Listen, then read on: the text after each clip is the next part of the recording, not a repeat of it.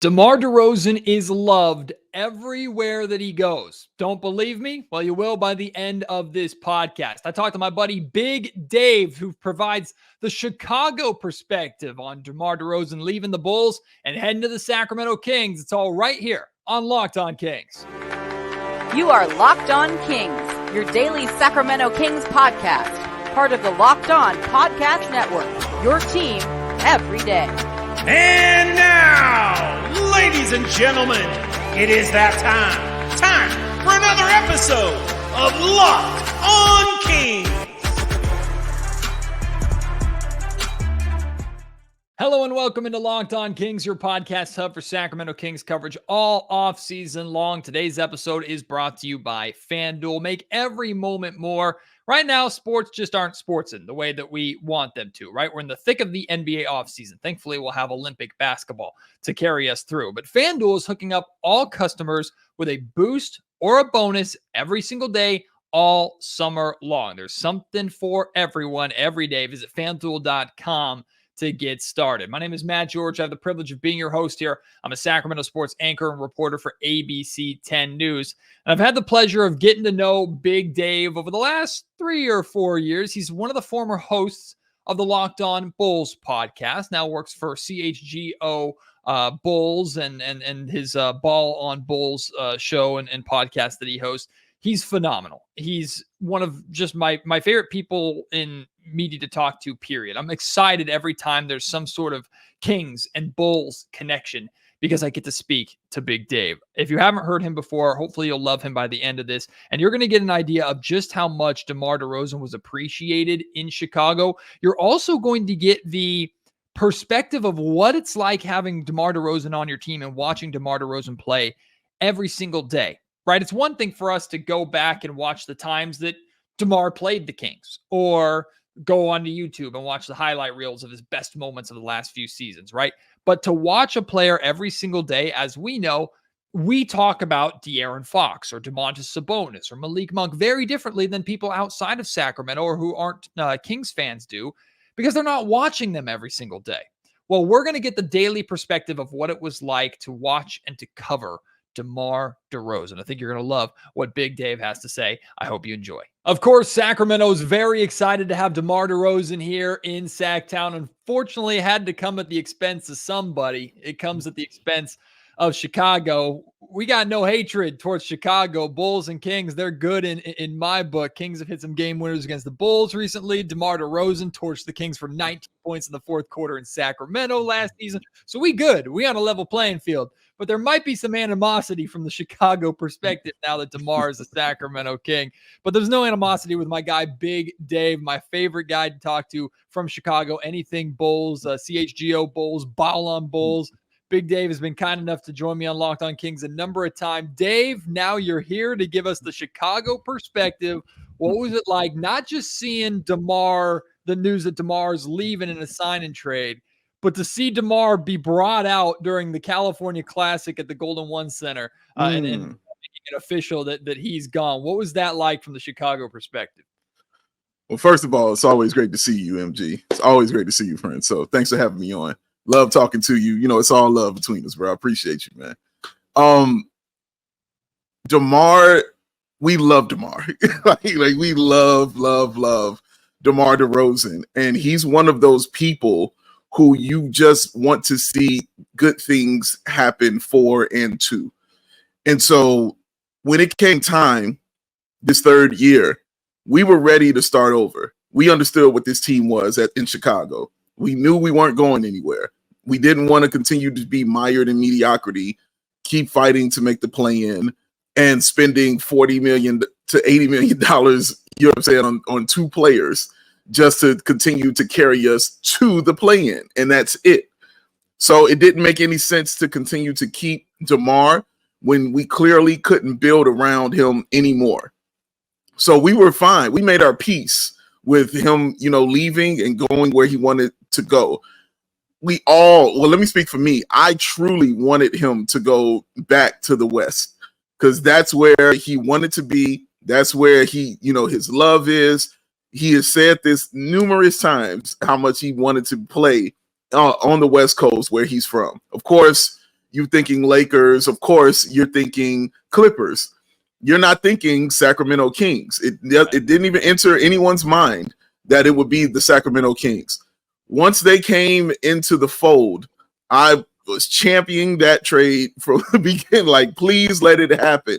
Please let it happen, because allow him to go home, close enough to his home where he can be there just out on the West, but also to help a team like Sacramento who could really use somebody like DeMar DeRozan. I mean, you got De'Aaron Fox. He's a closer for sure, but and you got Malik Monk. But Malik, deals with injuries sometimes. But DeMar DeRozan is an Iron Man.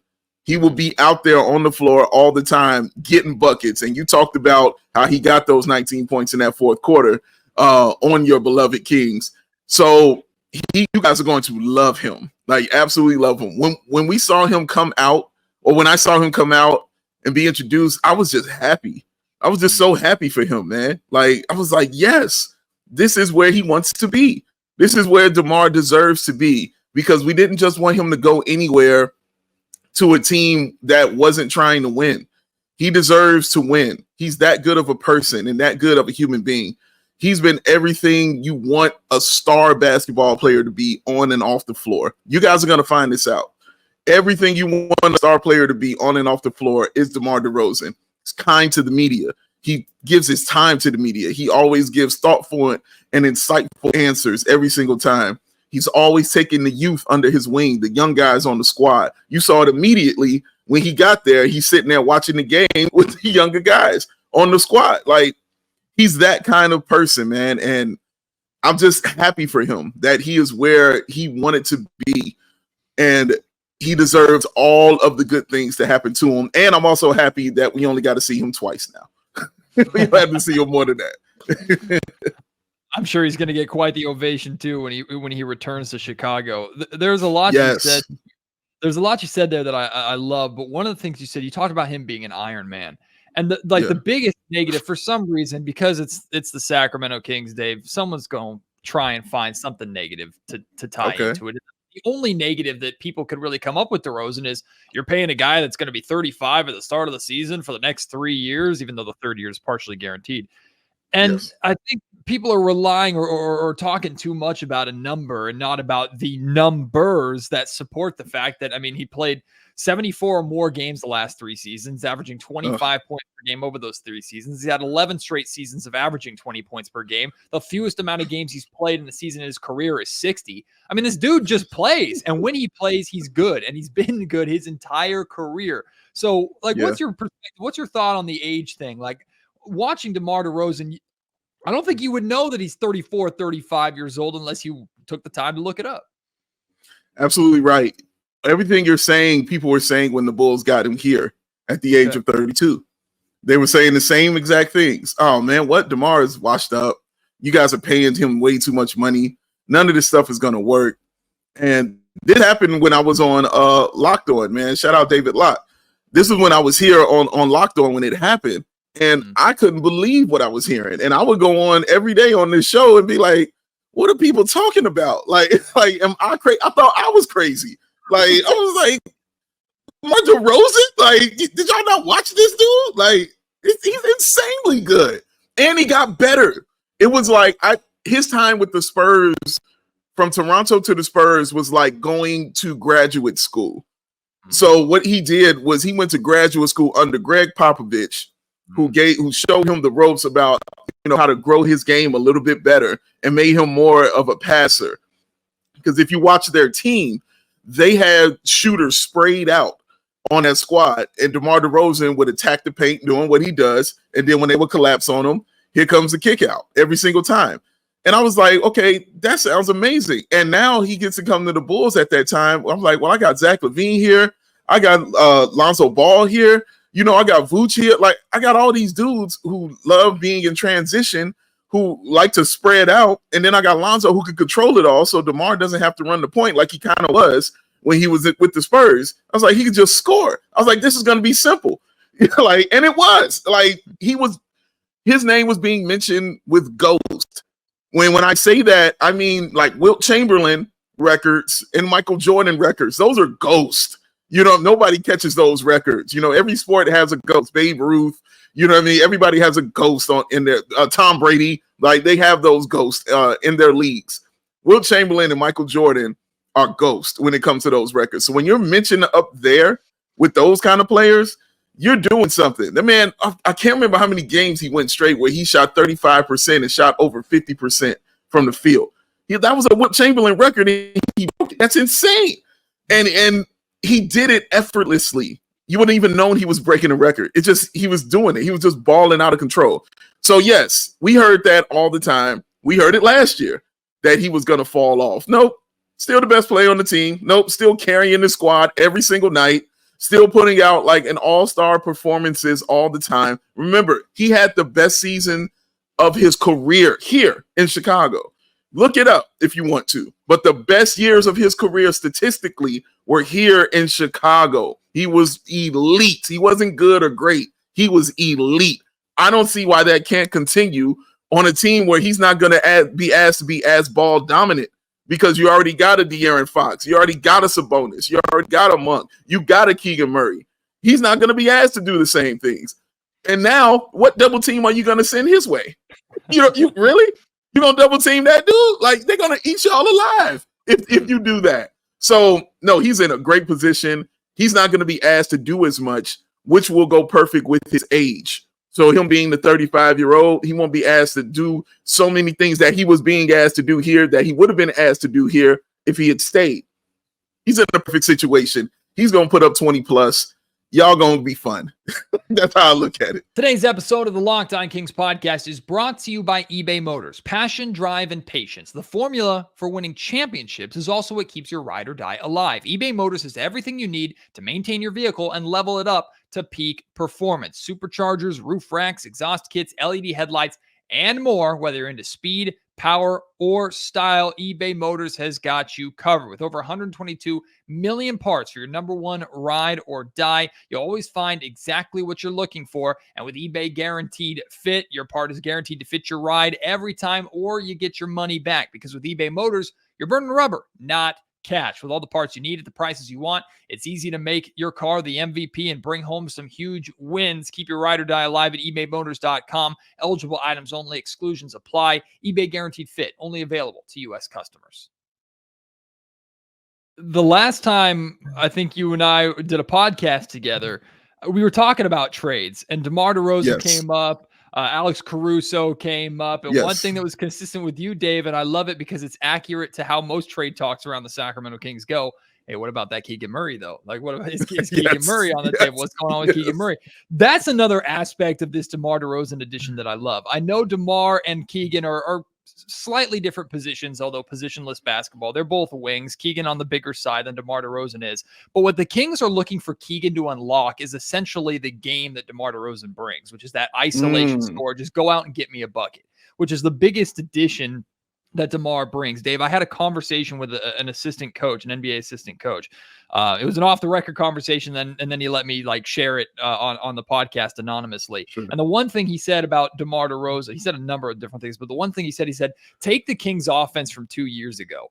They were the best offense in the NBA, one of the best offenses in NBA history, period. Ever. DeMar DeRozan addresses the only weakness that offense had, which is when you get late in the shot clock or when this team gets taken out of their sets, they have to rely on isolation scoring. And Fox was really the only guy to do that at the time. And they needed Fox to bail him out all the time. And defenses started to pick up on that. Now DeMar DeRozan said, late in the shot clock, or we're on the wrong end of an 8-0 run, bop, bop, bop, over the top bucket. Let's calm things down a little bit.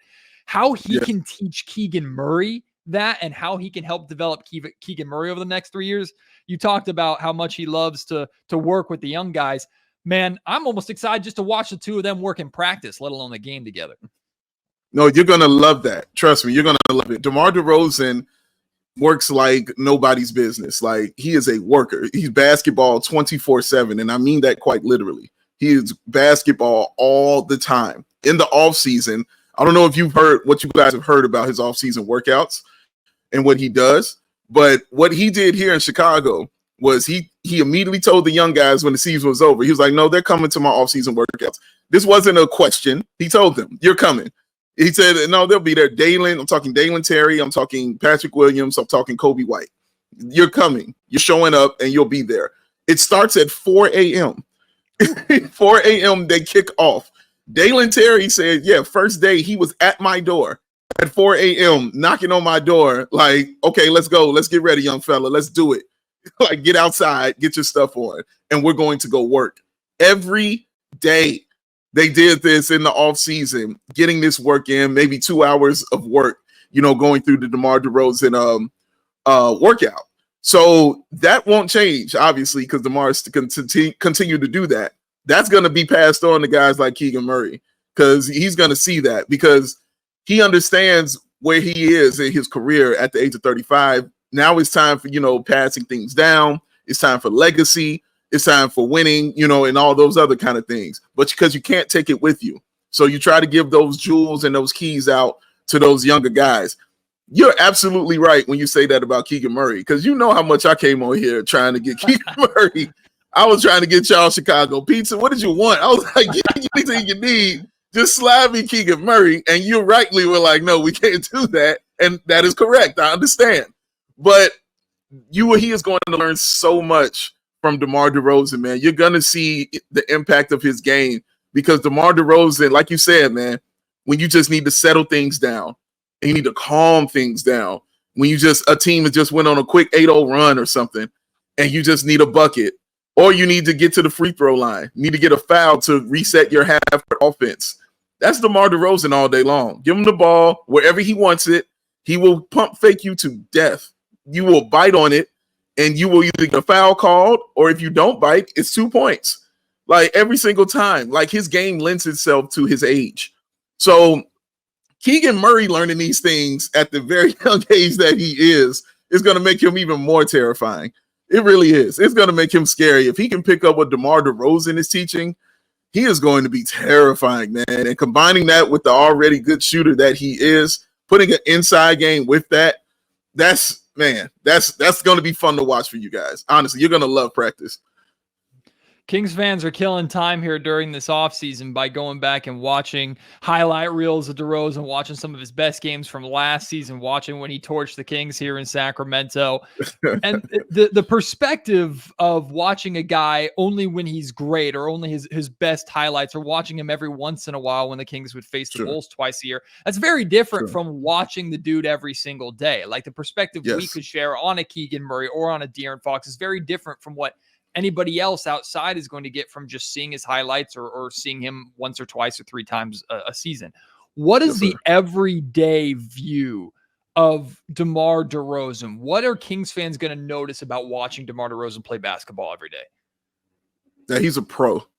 DeMar DeRozan is a professional. He goes about his business in a very business-like way, and he wants to win every single thing, every single game.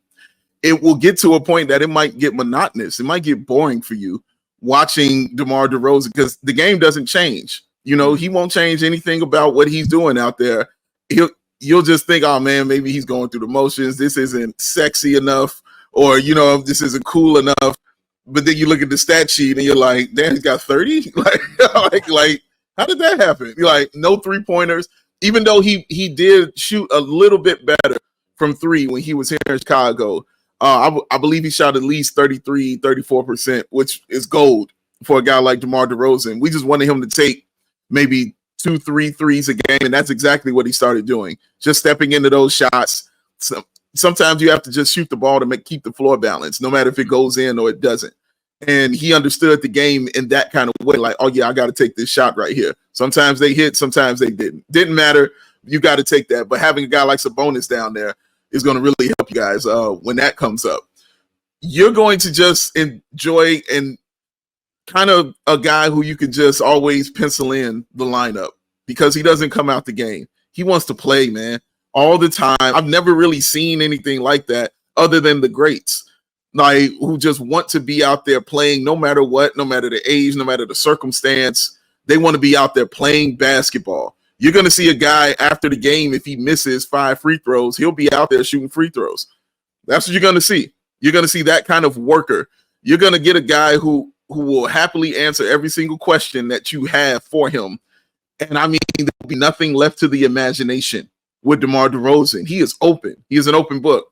You will see a guy that you are proud to watch go on other podcasts and represent your team when he's on those podcasts. I can't tell you the pride I had that DeMar DeRozan was on these other podcasts talking about mental health, talking about basketball, talking about anything he wanted to talk about, knowing that he had on a Bulls jersey, knowing he was representing the Chicago Bulls. That was pride that let me speak for myself, that I hadn't felt in several years from a Bulls player. Like, oh yeah, that dude is on my team. I am proud of this. This is awesome. And he's gonna go get me 30. Like, this is an awesome thing, man. You guys are gonna get a gem. Like, DeMar DeRozan is a great person, but also a really, really, really excellent basketball player. And he's gonna simplify some things for you. You're gonna need him down that stretch when those close games. And you're in the West. You can attest to this more than me. Like, you're in the West. Every game is gonna mean something because that is loaded. You guys are loaded out there. So every game is going to mean something. And that's what DeMar DeRozan wants. He wants the challenge, everything to mean something, man. And every final shot was drawn up for him on our team. It's not going to be like that for y'all because you all have killers over there. But every shot was drawn up for him. When he hit the back-to-back game winners, I don't know if you remember that, but on New Year's Eve and New Year's Day, hit two difficult three-point shots on the road. You know what I'm saying? Like, that's the kind of player you're going to get. Now, yes, you'll have games where his shot might not be falling, and you'll see him tearing up a towel because he's angry about it, or it won't be hitting. But honestly, it will be like clockwork. It won't be because he changed anything. It's just everybody's not perfect. Nobody's perfect. So things just won't fall like that all the time. But the next game, they'll start working. You know what I'm saying? And things will start falling and going in. You won't be mad. You won't be sad or anything about DeMar DeRozan, man. At least this is what I've learned him being here. Just watching him was a joy. It was a pleasure. And we are happy for him that he is in a place that he wants to be and a place that he can win. That makes him even more happy. You went home and you got a chance to win basketball games, man. That's what we wanted for him more than anything, dog. I didn't want to see him waste the rest of his career fighting for a play-in. No, go to the West where the competition is strong and the Kings are a really damn good team. And add him to that, I just think you guys are going to love him. I really do. I think you're going to love him. You talked about the pride that you have seeing him represent Chicago in different podcasts or whatever he was doing. Chicago gets to claim not like us, the not like us appearance, right? He was still a Bull when that happened. So Chicago gets to claim that, right? The Kings might play that every time he takes the floor now, but that's Chicago's, right? Absolutely, we claiming it because even when Kendrick had the concert, he had Kobe White, he had Dalen Terry there. Like, he had those players there with him, dog. All right, so he didn't have no Kings players with him there. He had Bulls players. It counts. We're claiming it. I was very happy when that happened. And when I saw that, I was thanking Kendrick for doing that because I was like, that's better than any agent, you know what I'm saying, that could do. Like, you want to go back home? How about you appear, you know what I'm saying, with the biggest rap star on the planet, on the biggest song on the planet, and in the video, for goodness sakes.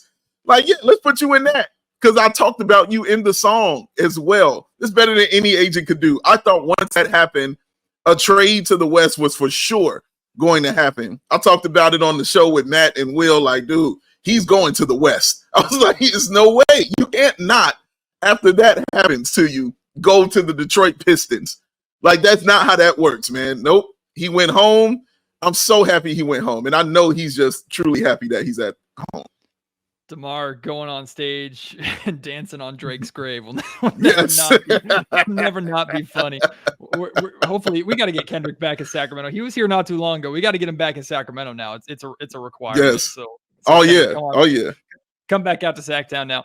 Like I said at the top of the show, today's episode of the Locked On Kings podcast is brought to you by FanDuel. We all love sports. We never want them to end. But with the NBA season being really over, I know we got Olympic basketball to hold us through, but NBA's gone. Summer League done, right? We are in the thick of the true NBA offseason. So sports just aren't sportsing the way that we want them to right now. But FanDuel lets me keep my sports going whenever I want to. All I have to do is open the app and dream up bets anytime that I am in the mood, whether it's for MLB, baseball, NFL, football, college sports, the NBA, of course. FanDuel is all over it all. And this summer, FanDuel is hooking up all customers with a boost or a bonus daily. There's something for everyone every day, all summer long. So head over to FanDuel.com and start making the most out of your summertime. FanDuel is an official sports betting partner of Major League Baseball.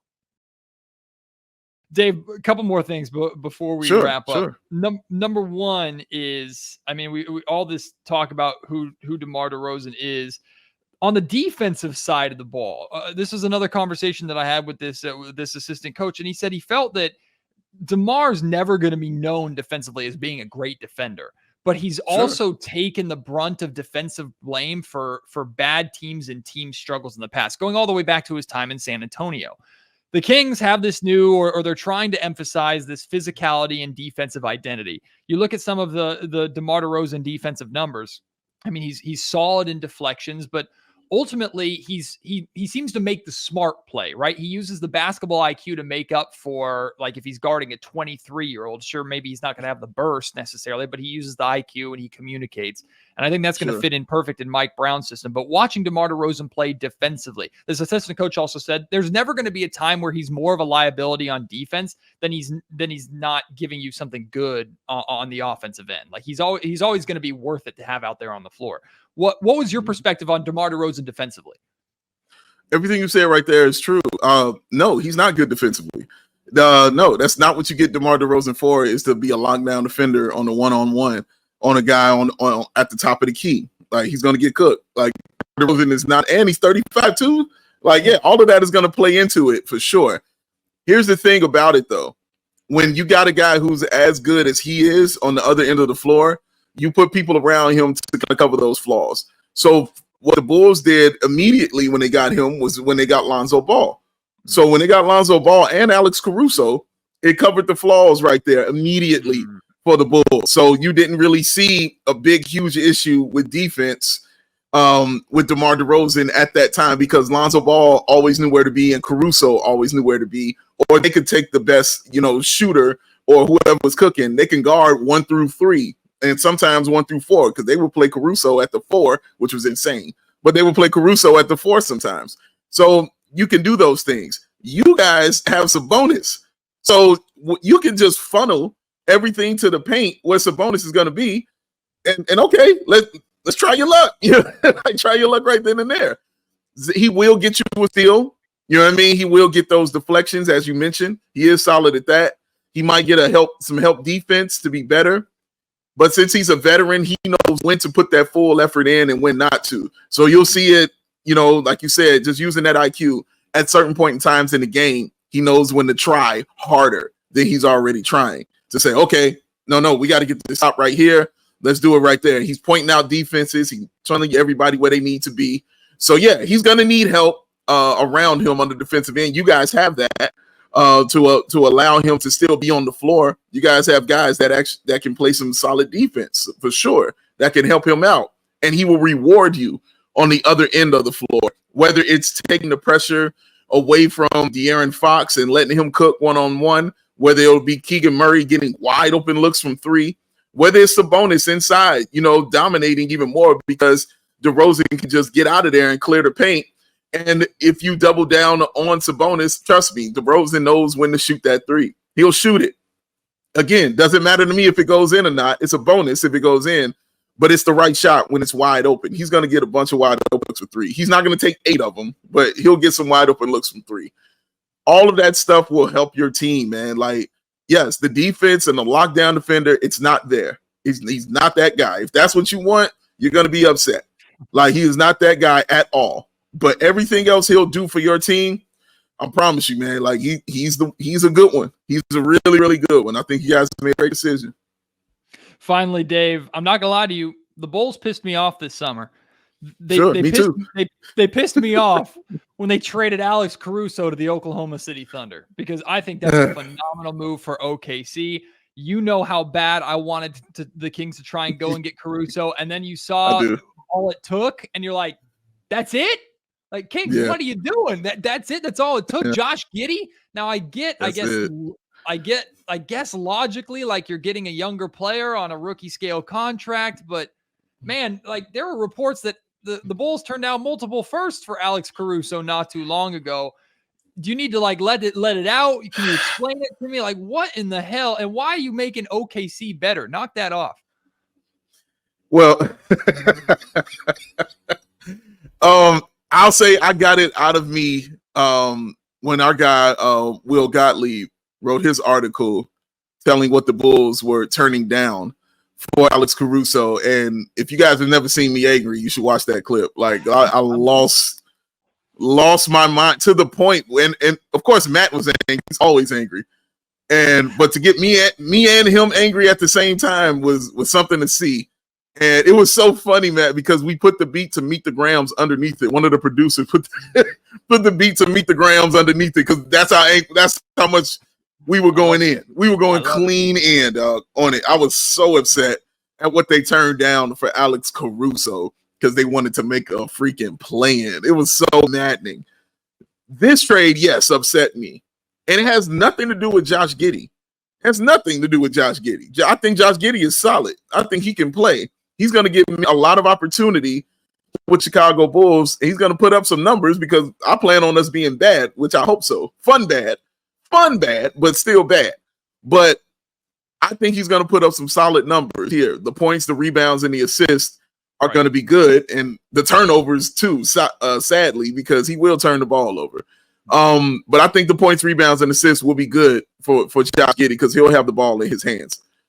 What I hated was that was all it was.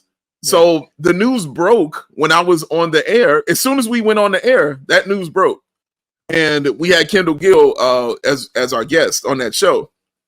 And they said the trade, and we're like, okay, all right, we'll wait till the rest of the, trade comes out. You know what I mean? Because obviously this isn't all of it, Sure. Obviously, we just kept doing the show and we're looking like, any news on what else came? Like, not yet. Okay, we'll wait. It's fine. No, it's cool. No, there's no way they just did it. Was straight up with Josh Giddey. And then they're like, nope, that's it. All you got was Josh Giddey.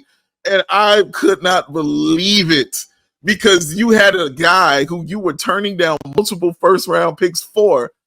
And you just said, well, just give me Josh Giddey. And it wasn't just they got no picks. You got no picks from the team who has the most picks in the NBA. They got all the picks. They got all the picks. You couldn't get a second rounder?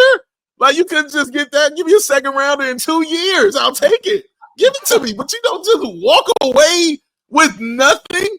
That's like going to the candy store and saying, you know what? Where's your fruit? Like, what are we doing? You came here for candy. You don't leave out with some chocolate? Like, nothing? You just came here strictly to get some grapes? That's crazy. Nothing against grapes. Grapes are awesome, but you're in the chocolate store. Get you some, walk out with a Twix or something. Like, with that. That's crazy, dog. So it's insane, Matt, MG. It's crazy, dog. I can't believe it that they got nothing outside of Josh Giddey for Alex Caruso. It is a steal. And yes, that made OKC just extra super duper formidable. He is perfect for them. Obviously, he knows the system. He used to play there. So, man, dude, it's a perfect. I'm glad Alex is somewhere he's going to win at. He's going to be on a winning team. But man, I'm not happy with the fact they got only Josh Giddey for this. Again, nothing against Josh Giddey, but you cannot just walk out with one thing when I said this 1,000 times, MG, that the Bulls this entire offseason could only really operate from a position of weakness. They couldn't operate from a position of strength. The only position of strength they could operate from was Alex Caruso. Right. They still operated from a position of weakness. It didn't make any sense to me. It drove me insane. So, yes, I'm pissed about it. I was angry about it. I'm getting over it. I'll deal with it because there's nothing I can do about it. It's done. But, yeah, dude, that was not – it doesn't make any sense because it makes no logical basketball sense how you get no picks for a talent like Alex Caruso. When that news dropped, I'm like, I know if I'm hot in Sacramento, I know Chicago's rioting in the streets with a move like this, man. Oh, what a day that was. Thankfully, the Kings we were upset. Thankfully, they got DeRozan out of it or something, thankfully. Well, hey, Chicago fans, y'all looking for a West Coast team to ride with this year, you're always welcome in Sacramento. The Golden One Center can fit you. So come on through. Big Dave, I appreciate your perspective so much, my man. Your coverage of the Chicago Bulls is literally second to none. I always look forward to the opportunity to be able to talk Bulls basketball with you and Kings basketball with you. I'm excited for this this group going forward, and I'm sure this won't be the last time we convene. Maybe later on in the season before a Kings Bulls matchup. We'll look forward to that, my man. But appreciate you, boss, and I'll talk to you very soon. Oh, absolutely, my friend. We will definitely do this again, bro. Peace and love to you.